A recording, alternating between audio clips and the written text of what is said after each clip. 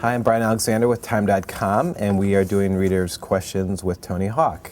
And Tony, you are promoting your new video game, Tony Hawk Ride, which comes out on November 17th. Yes. So we will no longer need this. No, don't say that. Okay. Let's just say that we're making this type of action accessible to people who don't want to put years of effort into it and get hurt along the way. Okay, gotcha. And this is the first video game in which you will actually have the skateboarding apparatus in your home. Yes. Yeah, it's a skateboard controller, all wireless, lots of motion sensors, infrared sensors, and it's pretty amazing piece of technology. Okay, we've got a number of readers' questions here. Ashley Meyer from Cincinnati, Ohio asks, is skateboarding an escape for you? Yeah, absolutely. Skateboarding, I mean, I've been doing it most of my life. I feel like I use all of my energy and all of my focus when I do it. It just gives me a freedom that I don't have elsewhere. And it gives me a way to express myself and be creative, but yet be athletic.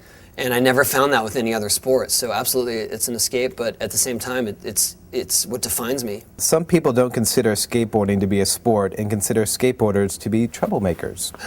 What would you say to refute those people? I think you just need to dig deeper than the stereotypes or the sort of looks of skaters. You know, I think that skaters got a bad rap in the past because they had no place to go, and so they used the urban landscape as their skate park. The term sport rattles people in our industry because they think, well, this is an art form. I believe it's an art form, and I believe it is a sport. You know, there is serious competition in skateboarding, so that by default is a sport. You know, many other less athletic activities are considered sports. Like golf. I don't want to name names. I'm just saying, you know, in many sports that are considered Olympic sports, right, require less physical effort and less talent than skateboarding. With skateboarding being so counterculture, what are your thoughts on becoming a pop culture icon because of it? Let's just say that every day is an incredible surprise. That I'm here and that I'm still able to do it, and that I'm a recognizable figure for doing it, because when I started, no one cared. The time that I turned a professional, you could have likened it to being a professional frisbee player or yo-yo player. It just didn't matter in the sort of mainstream opinion.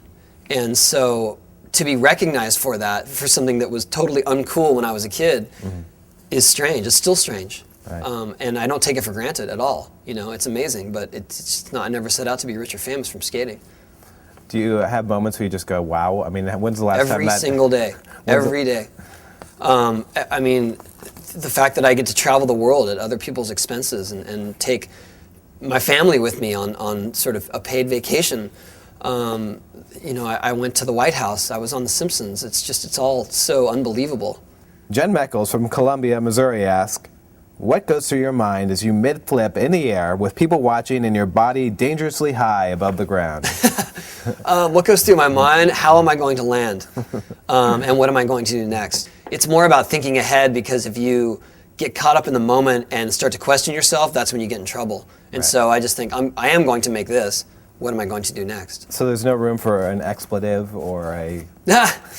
No, only if the takeoff is really bad and I don't have my board with me, then there might be a very loud F-bomb while spinning in the air. Warren McDougall from Vancouver, BC asks, as a new dad who loves sports and wants one day to inspire my new son, I'm wondering what advice you have that either your dad Frank gave you or that you have given your kids. To do what you love doing. You know, don't succumb to peer pressure or adult pressure.